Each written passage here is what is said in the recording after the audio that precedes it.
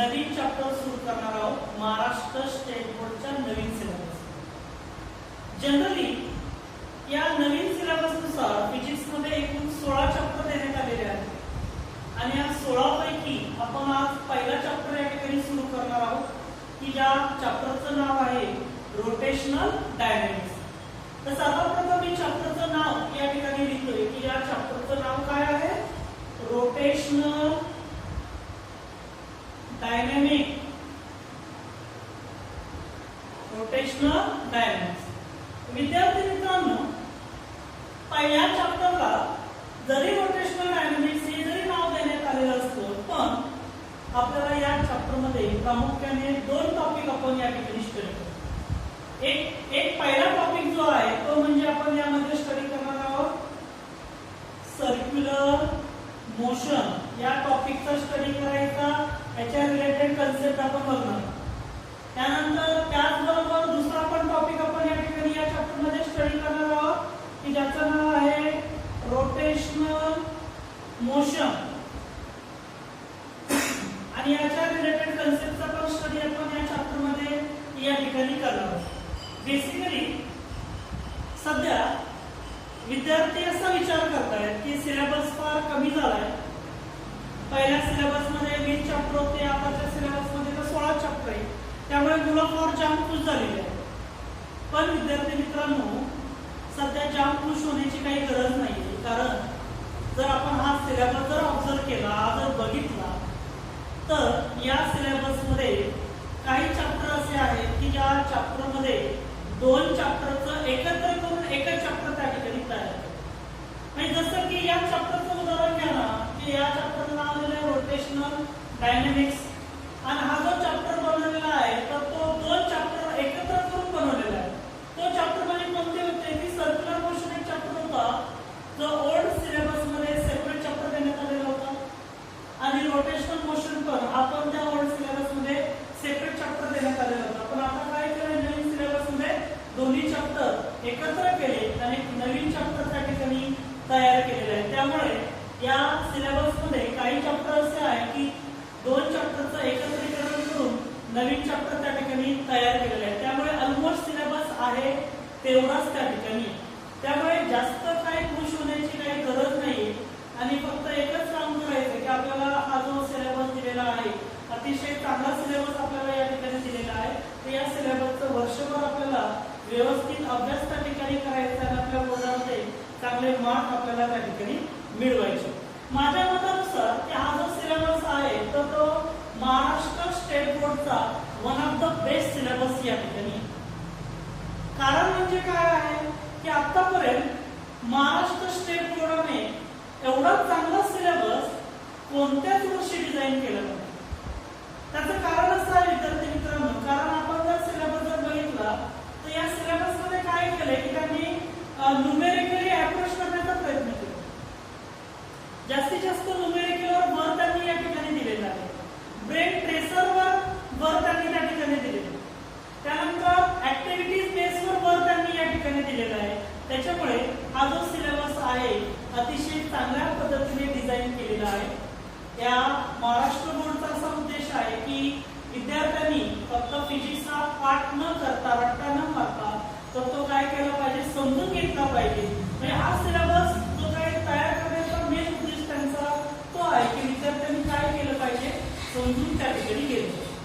आता बेसिकली आपण जो चॅप्टर या ठिकाणी स्टडी करणार आहोत रोटेशनल डायनॅमिक्स, तर या चॅप्टर मध्ये आपण प्रथमतः सर्क्युलर मोशनचा स्टडी करणार आहोत आणि त्यानंतर रोटेशनल मोशनचा स्टडी आपण या ठिकाणी करणार आहोत। म्हणजे जसं तुमच्या टेक्स्ट बुक्स मध्ये जसे टॉपिक तुम्हाला दिलेले आहे तर त्या टॉपिक वाईज आपण या चॅप्टरचा या ठिकाणी स्टडी या ठिकाणी करणार आहोत। तर सर्वप्रथम हा जो चॅप्टर आहे तर या चॅप्टर मध्ये पहिला जो आपल्याला या ठिकाणी सुरुवातीलाच त्यांनी या ठिकाणी टॉपिक दिलाय की त्यांनी म्हटलंय कॅन यू रिकॉल, म्हणजे काही रिकॉलिंग क्वेश्चन या चॅप्टर मध्ये देण्यात आलेला आहे। तर तो टॉपिक किंवा क्वेश्चन आपण या ठिकाणी बघूया की पहिला जो क्वेश्चन आहे तर तो आहे what is the circular motion, what is circular motion.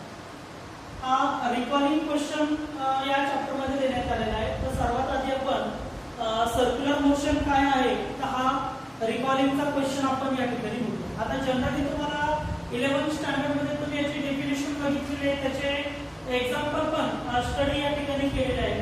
तर सर्क्युलर मोशन कशाला म्हणतात, what is by circular motion.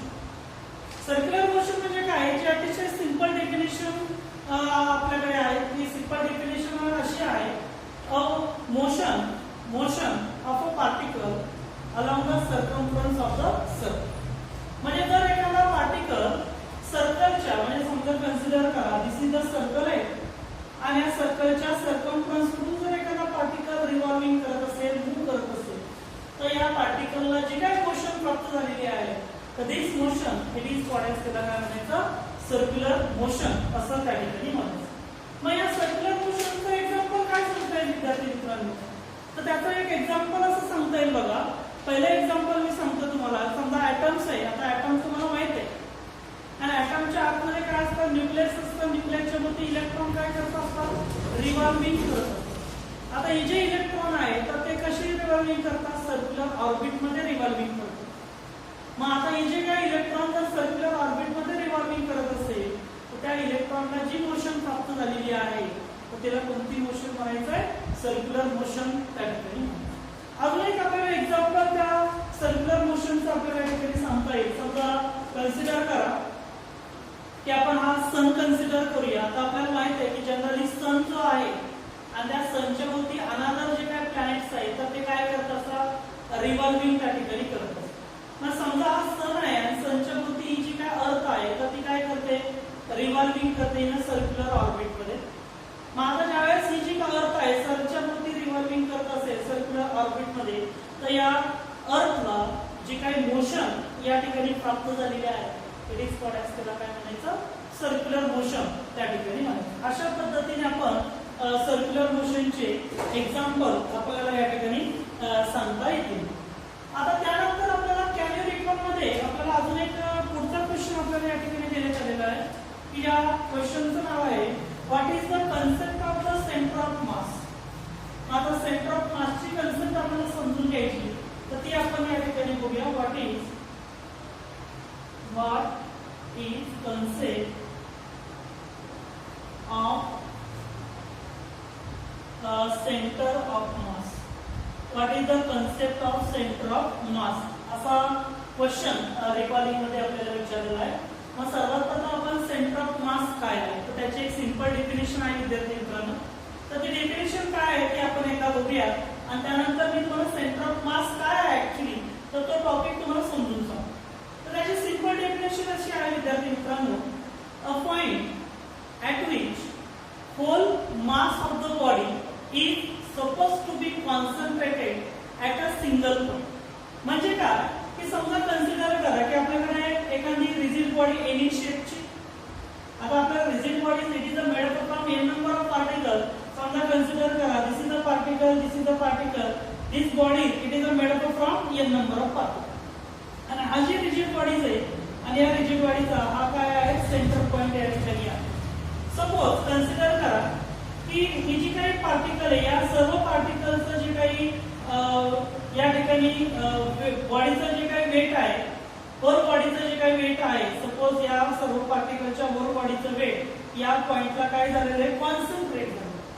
तर हा जो पॉइंट आहे तर त्याला काय म्हणायचं, सेंटर ऑफ मास या ठिकाणी म्हणायचं. कारण डेफिनेशन काय सांगते, a point at which whole mass of the body is suppose to be concentrated at a single point. म्हणजे एकाच पॉइंटला होल बॉडीचं वेट काय झालेलं असेल, कॉन्सन्ट्रेट झालेलं असेल. जसं की या रिजिड बॉडीज मध्ये n नंबर ऑफ पार्टिकल आहे आणि या n नंबर ऑफ पार्टिकलचं जर वेट या पॉइंटला जर कॉन्सन्ट्रेट होत असेल तर this point it is called as, त्याला काय म्हणायचं, सेंटर ऑफ मास असं त्या ठिकाणी म्हणतात. अजून एक त्याचा एक्झाम्पल मला या ठिकाणी सांगता येईल विद्यार्थी मित्रांनो.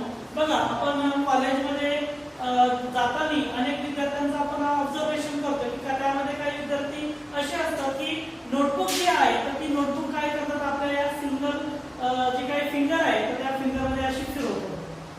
म्हणजे यामध्ये काय होतं की गोलाकार का फिरते, कारण त्याचं कारण असं आहे की या बॉडीचं होल बॉडीचं जे वेट आहे ते या सिंगल पॉइंट मध्ये काय झालं, कॉन्सन्ट्रेट.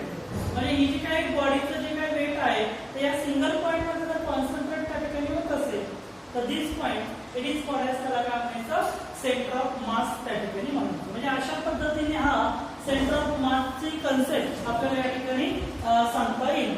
त्यानंतर रिकॉर्डिंग मध्ये विद्यार्थी मित्रांनो अजून एक क्वेश्चन आपल्याला या ठिकाणी दिलेला आहे. त्यामध्ये असं म्हटलंय what are the kinematical equation of the motion. म्हणजे kinematical equation of the motion म्हणजे मोशनचे कायनेमॅटिकल इक्वेशन कोणते तर ते आपल्याला विचारलं. काय आहे कायनेमॅटिकल इक्वेशन तर मी तर इथे what is kinematical equation what is the kinematical equation of motion. तर आपल्याला मोशनचे कायनेमॅटिकल इक्वेशन या ठिकाणी बघायचे. जनरली आपण 9th स्टँडर्ड पासून किंवा या आधीच्या प्रिव्हियस क्लासमध्ये आपण हे कायनेमॅटिकल इक्वेशन मोशनचे आपण बघितलेले आहे. पण पुन्हा आपण ते आपल्याला रिव्हिजन करायचे. रिकॉर्डिंगवर क्वेश्चन आपल्याला दिलेला आहे तर ते आपण पुन्हा रिव्हिजन करूया. तर कायनेमॅटिकल इक्वेशन जे तर पहिलं कायनेमॅटिकल इक्वेशन मला सांगता येईल v is equal to u plus at. s is equal to काय असतं ut प्लस 1/2 काय असेल at स्क्वेअर या ठिकाणी असतं. नेक्स्ट कायनेमॅटिकल इक्वेशन काय आपल्याकडे तर v square is equal to u square plus काय असेल 2as. बरोबर आहे. This is the third kinematical equation या ठिकाणी आहे. कशाच्या संदर्भातलं इक्वेशन आहे तर मोशनच्या रिलेटेड हे काय आहे कायनेमॅटिकल इक्वेशन या ठिकाणी आहे. तर पहिलं कायनेमॅटिकल इक्वेशन काय आहे v is equal to u plus at. मग आता या कायनेमॅटिकल इक्वेशन मध्ये v is what it is the final velocity consider केली जाते. u is what it is the initial velocity consider केली जाते. a for acceleration, t for time या ठिकाणी आहे. इन दॅट नेक्स्ट जे काय कायनेमॅटिकल इक्वेशन आहे त्यामध्ये s for the displacement consider केलं जातं. u for initial velocity, t for time, a for acceleration, t for time या ठिकाणी असतं. आणि थर्ड कायनेमॅटिकल इक्वेशन मध्ये पण u for final velocity, v for final velocity, u for initial velocity, a for acceleration, s for काय असतं displacement या ठिकाणी असतं. दिस इज द कायनेमॅटिकल इक्वेशन आहे कशाचे मोशनचे या ठिकाणी. अशा पद्धतीने ते कायनेमॅटिकल इक्वेशन आपल्याला या ठिकाणी सांगतात. त्यानंतर कॅन यू रिकॉल मध्ये अजून एक क्वेश्चन आपल्याला या ठिकाणी दिलेला आहे. त्यांनी त्या ठिकाणी दिलंय do you know real and pseudo force.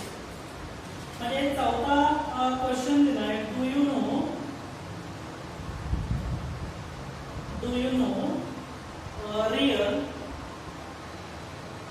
Real and कोणता दिलाय त्यांनी आता स्यूडो फोर्स. स्यूडो फोर्स म्हटलंय आणि पुढं कॉमन म्हटलंय देअर ओरिजिन म्हणजे त्याचं ओरिजिन काय आहे ते बघायचे. देअर ओरिजिन आणि त्याचे ऍप्लिकेशन अँड ऍप्लिकेशन. अशा पद्धतीने हा चौथा क्वेश्चन रिकॉर्डिंग मध्ये आपल्याला दिलाय. What do you know real and pseudo force their origin and काय म्हटलंय ऍप्लिकेशन या ठिकाणी. तर सर्वात प्रथम आपण यामध्ये रियल फोर्स कशाला म्हणायचं त्यानंतर स्यूडो फोर्स कशाला म्हणायचं हा टॉपिक या ठिकाणी बघूया. तर मी सर्वात प्रथम आपण स्यूडो फोर्स रियल फोर्स आपण या ठिकाणी बघूया. मी त्याचं नाव या ठिकाणी लिहितोय real force. Real force actually कशाला म्हणायचं तो एक समजून घेऊया. रियल फोर्स आता रियल फोर्स म्हणजे काय विद्यार्थी मित्रांनो. ऍक्च्युली रियल फोर्स म्हणजे काय इथं वास्तविक फोर्स आहे. तो वास्तविक फोर्स आहे. रियल फोर्सची आपल्याला डेफिनेशन अशी सांगता येईल किंवा रियल फोर्स म्हणजे काय की ज्या ठिकाणी a force created the physical interaction. म्हणजे हा जो फोर्स आहे की ज्या ठिकाणी फिजिकल इंटरॅक्शन ज्या ठिकाणी क्रिएट होतो तर तिथं हा फोर्स काय होतो म्हणजे जो फोर्स फिजिकल इंटरॅक्शन क्रिएट करतो तर this force it is called as त्याला काय म्हणायचं रियल फोर्स या ठिकाणी म्हणायचं. आता त्याचं एक सिंपल एक्झाम्पल मी तुम्हाला सांगते विद्यार्थी मित्रांनो. बघा कन्सिडर करा की माझ्याकडे एखादा फुटबॉल आहे. इज द फुटबॉल आपण कन्सिडर करूया या ठिकाणी. अशा पद्धतीचा हा फुटबॉल आहे. या ठिकाणी हा फुटबॉल आहे असा कन्सिडर करूया. आणि या फुटबॉलला मी काय केलंय की माझे जे काही लेग्स आहेत पाय जो आहे लेग्स तर ते लेग्स काय केला त्याच्या फुटबॉलवर किक केली. त्या लेगने त्या फुटबॉलला किक मारला. आता किक मारल्यामुळे काय होतं की हा फुटबॉल काय करायला लागला मूव्ह करायला लागला. बरोबर म्हणजे किक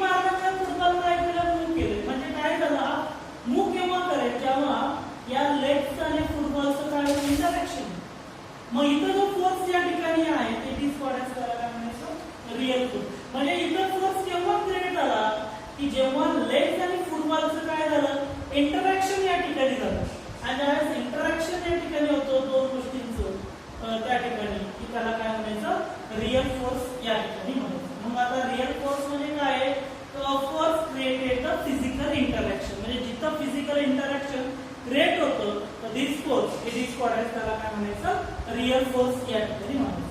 आता त्याच्यानंतर आपल्याला या ठिकाणी दिलं आहे की दुसरा जो फोर्स आहे तर त्यांनी म्हटलंय स्यूडो फोर्स. तर तो फोर्स आपण या ठिकाणी लिहूया स्यूडो फोर्स आहे स्यूडो फोर्स.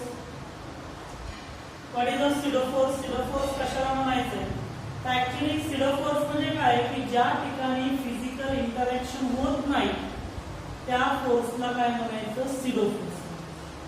म्हणजे फॉर एक काय सांगता येईल मला या स्यूडो फोर्स बद्दल तर मला असं सांगता येईल बघा विद्यार्थी मित्रांनो की ज्या ठिकाणी फक्त आपण फोर्स एक्सपिरियन्स करू शकतो. आता एक्सपिरियन्स करू शकतो म्हणजे काय की समजा कन्सिडर करा की तुम्ही बस मध्ये बसला आणि बस काय करायला लागली मूव्ह करायला. आता ज्यावेळेस बस मूव्ह करायला लागली त्यावेळेस आपण जर बसच्या बाहेर जर बघितलं तर जे काही ट्रीज आहे जे काही होम्स आहे ते काय व्हावं लागतात बसच्या पाठीमागे जायला बरोबर. मग आता तिथं फक्त फोर्स एक्सपिरियन्स केलाय का आपण नाही केला ना. फक्त आपण काय तर फक्त आपल्याला असं एक्सपिरियन्स होतो जाणवतो की इथं काय झालंय की ही जी झाडं आहे ही जी काही ट्रीज आहे तर ती काय लागली पाठीमागे जायला लागली पण ऍक्च्युली कोणत्याही प्रकारचा फिजिकल इंटरॅक्शन झालेलं नाही. मग ऍक्च्युली काय आहे की आपण जे काय बघतो तर ते non inertial frame of the reference मध्ये आपण ते ऑब्झर्व करतो. फक्त आपल्याला ते एक्सपिरियन्स या ठिकाणी. आता non inertial frame of the reference हा एक डीप टॉपिक या ठिकाणी आहे त्याच्यावर आपण एक सेपरेट व्हिडिओ लेक्चर आपण त्या ठिकाणी तयार करूया. पण आता हा जो स्यूडो फोर्स आहे तर हा स्यूडो फोर्स म्हणजे काय एकच लक्षात घ्या की ज्या ठिकाणी फिजिकल इंटरॅक्शन होत नाही तर त्या फोर्सला कोणता फोर्स म्हणायचं स्यूडो फोर्स त्या ठिकाणी म्हणायचं. अशा पद्धतीने हे टॉपिक जो काही लास्टचा रिकॉर्डिंग क्वेश्चन होता त्यामध्ये आपल्याला विचारलं होतं do you know the real and pseudo force आहे. तर या अशा पद्धतीने हा रिअल फोर्स म्हणजे काय आहे की ज्या ठिकाणी फिजिकल इंटरॅक्शन होतं it is called as real force आणि स्यूडो फोर्स मध्ये काय होतं की ज्या ठिकाणी फिजिकल इंटरॅक्शन होत नाही तर त्याला काय म्हणायचं स्यूडो फोर्स त्या ठिकाणी म्हणायचं. आता यामध्ये आपल्याला अजून एक विचारलेलं आहे की ओरिजिन ऑफ द फोर्सेस. मग यांचं ओरिजिन काय तर मग रिअल फोर्सचं ओरिजिन काय आहे की ज्या ठिकाणी फिजिकल इंटरॅक्शन होतं तर ते काय आहे त्याचं जिथं फिजिकल इंटरॅक्शन होतं ते काय झालं त्या रिअल फोर्सचं ओरिजिन झालं आणि जिथं फिजिकल इंटरॅक्शन होत नाही तर ते काय झालं स्यूडो फोर्सचं ओरिजिन त्या ठिकाणी झालं. मग याचे ऍप्लिकेशन काय वाटतं ऍप्लिकेशन. आता ऍप्लिकेशन काय सांगता येईल ऍप्लिकेशन तर ऍप्लिकेशन मध्ये आपल्याला पहिलं ऍप्लिकेशन आपल्याला काय सांगता येईल की या रिअल फोर्स मध्ये कोणतीही बॉडी असू द्या तर ती काय करते मूव्ह करते बरोबर आहे. यामध्ये ती बॉडी काय करते मूव्ह करते. Body any body always move तर ती बॉडी काय करते ऑलवेज मूव्ह या ठिकाणी करते. म्हणजे बॉडी जर त्या ठिकाणी मूव्ह होत असेल एनी बॉडी तर this force it is called as त्याला काय म्हणायचं रिअल फोर्स या ठिकाणी म्हणायचं. आता दुसरं ऍप्लिकेशन आपल्याला या स्यूडो फोर्सच्या बाबतीत आपल्याला सांगते. बघा तुम्ही सेंट्रिफ्युगलची कन्सेप्ट तुम्ही बघितली असेल किंवा आता या चॅप्टर मध्ये पुढे आहे सेंट्रिफ्युगलची कन्सेप्ट. आता सेंट्रिफ्युगल मशीन पण आपल्याला त्या ठिकाणी बघायचं. आता सेंट्रिफ्युगल मशीन काय काम करतं तर सेंट्रिफ्युगल मशीन ज्यावेळेस आपण डेअरी जर असेल त्या ठिकाणी डेअरीमध्ये त्या सेंट्रिफ्युगल मशीनचा वापर केला जातो. तर तो वापर करण्यासाठी केला जातो की ते जे काही मिल्क असतं तर त्या मिल्क मधून जी काही क्रीम आहे क्रीम आणि मिल्क दोन्हीचं काय करायचं सेपरेशन करायचं असेल तर त्या ठिकाणी सेंट्रिफ्युगल मशीनचा वापर त्या ठिकाणी केला आणि त्यामध्ये जो फोर्स ते सेपरेट करण्यासाठी क्रिएट होतो तर दिस इज कॉल्ड एज त्या फोर्सला कोणता फोर्स म्हणायचा स्यूडो फोर्स या ठिकाणी म्हणायचं. म्हणजे अशा पद्धतीने आपल्याला या स्यूडो फोर्सचे काय करता येईल ऍप्लिकेशन आपल्याला या ठिकाणी सांगता येईल. अशा पद्धतीने रिकॉर्डिंग मध्ये आपण 4 जे काही क्वेश्चन आपल्याला दिलेले होते तर ते आपण या ठिकाणी बघू. आता आपण या चॅप्टरच्या इंट्रोडक्शन कडे वळूया. तर इंट्रोडक्शन मध्ये सर्वात आधी आपल्याला बघायचंय what is a circular motion. Introduction. आता सर्क्युलर मोशनची डेफिनेशन आपण रिकॉर्डिंग मध्ये बघितली. सर्क्युलर मोशन म्हणजे काय सांगा बरं काय सांगता येईल सर्क्युलर मोशन. सर्क्युलर मोशन म्हणजे काय की the motion the motion of a particle along a circumference of a circle. The motion of a particle along the circumference of the circle. म्हणजे जर एखादा पार्टिकल सर्कलच्या सर्कम्फरन्स वरून जर मूव्हिंग करत असेल तर त्याचं जे मोशन आहे इट इज कॉल्ड ॲज त्याला काय म्हणायचं सर्क्युलर मोशन असं त्या ठिकाणी म्हणायचं. अशा पद्धतीने आपल्याला सर्क्युलर मोशनची डेफिनेशन त्या ठिकाणी सांगता येईल. आता यामध्ये पुढचा टॉपिक या चॅप्टर मध्ये दिलेला आहे characteristics of the circular motion. Characteristics of the circular motion.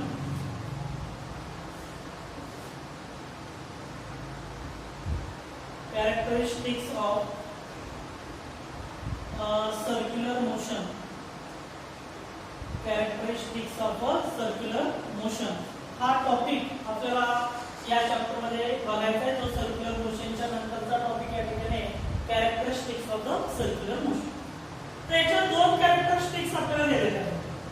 तर पहिली कॅरेक्टरिस्टिक्स काय देण्यात आली बघा. यामध्ये असं म्हटलंय की जे सर्क्युलर मोशन आहे it is an accelerated motion. म्हणजे पहिले कॅरेक्टरिस्टिक्स आहे इट इज an accelerated motion.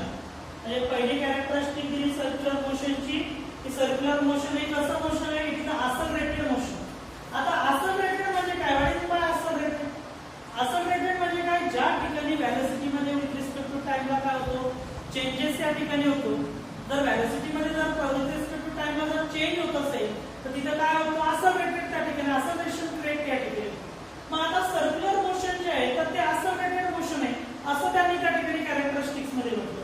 मग आता ऍक्च्युअली accelerated आहे म्हणजे काय बघा की ज्यावेळेस एखादा पार्टिकल आता समजा एखादी बॉडीज आहे आता ही सर्क्युलर मोशन मध्ये मूव्हिंग करते. आता ज्यावेळेस सर्क्युलर मोशन मध्ये मूव्हिंग करते समजा कन्सिडर करा की ही बॉडी जी आहे तर ती या पोझिशनला आहे आणि ज्यावेळेस ती या पोझिशनला असेल त्यावेळेस या बॉडीची जी लिनियर व्हेलॉसिटी आहे तर तिची डायरेक्शन इकडे असेल. बरोबर. समजा ही जी काही बॉडीज आहे ती या पोझिशनला असेल तर त्याची लिनियर व्हेलॉसिटीची डायरेक्शन या ठिकाणी असेल. समजा बॉडी या ठिकाणी असेल तर त्याची लिनियर व्हेलॉसिटी डायरेक्शन या पोझिशनला असेल. समजा बॉडी या ठिकाणी असेल तर त्याची लिनियर व्हेलॉसिटी डायरेक्शन या पोझिशनला या ठिकाणी असेल. म्हणजे अशा पद्धतीने आपण जर बघितलं की जर पार्टिकल सर्क्युलर मोशन मध्ये जर मूव्ह करत असेल तर त्या व्हेलॉसिटीची जी डायरेक्शन आहे प्रत्येक टाइमला काय होते चेंज होते. मग जर डायरेक्शन चेंज होत असते म्हणजे काय चेंज होतो व्हेलॉसिटी चेंज. आणि जर व्हेलॉसिटी चेंज होत असेल विथ रिस्पेक्ट टू टाइमला प्रत्येक टाइमला जर व्हेलॉसिटी चेंज होत असेल तर आपण त्याला काय म्हणतो acceleration. मग आता या केस मध्ये काय होतं की जर एखादा पार्टिकल सर्कलच्या सर्कम्फरन्सवरून मूव्हिंग करतोय तर त्याचं मोशन जे आहे ते कोणतं आहे सर्क्युलर मोशन. आणि सर्क्युलर मोशन मध्ये जर मूव्ह करत असेल तर या मोशनला आपण कोणतं मोशन म्हणू शकतो accelerated मोशन म्हणू शकतो. कारण यामध्ये काय होतं प्रत्येक टाइमला या पार्टिकलची जी व्हेलॉसिटीची डायरेक्शन आहे ती चेंज होते. डायरेक्शन चेंज होते म्हणजे आपल्याला माहिती आहे व्हेलॉसिटी पण काय होते चेंजेस होते. आणि विथ रिस्पेक्ट टू टाइमला जर व्हेलॉसिटी चेंज होत असेल तर म्हणजे पुन्हा काय चेंज झालं acceleration त्या ठिकाणी क्रिएट झालं किंवा त्या ठिकाणी acceleration त्या ठिकाणी तयार होते. कारण change in velocity upon time किंवा change in velocity with respect to time is called as त्याला काय म्हणता येईल acceleration या ठिकाणी म्हणता येईल. मग इथं जर या ठिकाणी विथ रिस्पेक्ट टू टाइमला जर व्हेलॉसिटी जर चेंज होत असेल तर या ठिकाणचं जे मोशन आहे त्याला आपण काय म्हणू शकतो it is a accelerated motion आहे असं आपण त्या ठिकाणी म्हणू शकतो. म्हणून जी पहिली कॅरेक्टरिस्टिक्स आपल्याला दिलेली आहे it is an accelerated motion. ही कॅरेक्टरिस्टिक्स आपल्याला देण्यात आली. आता यामध्ये अजून दुसरे कॅरेक्टरिस्टिक्स सर्क्युलर मोशनची या ठिकाणी देण्यात आले आहे. It is an periodic motion. बघा it is an periodic motion. दुसरी कॅरेक्टरिस्टिक्स मी या ठिकाणी देतो इट इज अन पिरियोडिक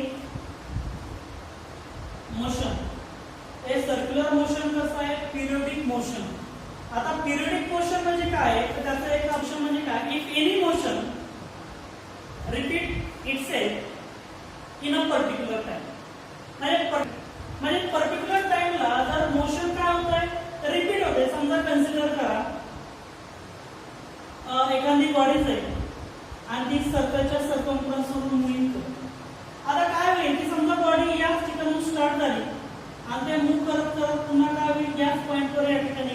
आणि पुन्हा काय करायला लागेल, पुन्हा ती मूव्ह करायला, म्हणजे पर्टिक्युलर टाइम मध्ये तिचे काय होतं या ठिकाणी रिपीटेशन होतं, रिपीट होतं, म्हणजे इथून गेली पुन्हा इथं आली, पुन्हा इथून गेली पुन्हा काय झालं या ठिकाणी, म्हणजे पर्टिक्युलर टाइम मध्ये हिचं काय होत असेल, रिपीटेशन या ठिकाणी होत असेल.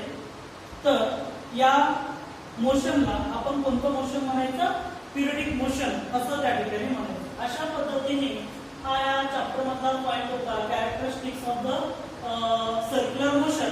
त्याच्या दोन कॅरेक्टरिस्टिक्स आपण आजच्या लेक्चर मध्ये या ठिकाणी बघितल्या. त्यामध्ये आपण पहिली कॅरेक्टरिस्टिक बघितली, it is an accelerated motion. Accelerated काय ते पण मी तुम्हाला सांगितलंय. आणि it is an periodic motion. Periodic काय आहे, कारण ही पर्टिक्युलर टाइम मध्ये याचं काय होतं, या मोशनचं काय होतं, रिपीटेशन होतं. मग रिपीटेशन जर होत असेल या मोशनचं, तर ही जी मोशन आहे तर याला काय म्हणायचं, पिरियडिक मोशन असं या ठिकाणी म्हणायचं. तर धन्यवाद विद्यार्थी मित्रांनो. तर आपण आज या ठिकाणी थांबूया. याच्या पुढचे टॉपिक आपण पुढच्या लेक्चरमध्ये तुमचे त्या ठिकाणी घेण्यात येईल. पुढचा जो व्हिडिओ लेक्चर आपलं त्या ठिकाणी बनवू, त्यामध्ये आपण पुढचे टॉपिक या ठिकाणी कव्हर करूया. तर जर तुम्हाला या टॉपिकमध्ये जेवढं काही आपण टॉपिक आज या ठिकाणी स्टडी केले, त्याच्यामध्ये काही डाऊट्स असेल, काही तुमचे काही प्रॉब्लेम्स असतील, काही सजेशन तुम्हाला तेव्हा वाटलं असेल, तर प्लीज कॉमेंट बॉक्समध्ये काय करा, त्या ठिकाणी नोट डाऊन करा, की जेणेकरून मला तुमचे डाऊट पण क्लिअर करता येईल. काही सजेशन असेल तर त्या पद्धतीने मला लेक्चर पण त्या ठिकाणी बनवतो. धन्यवाद.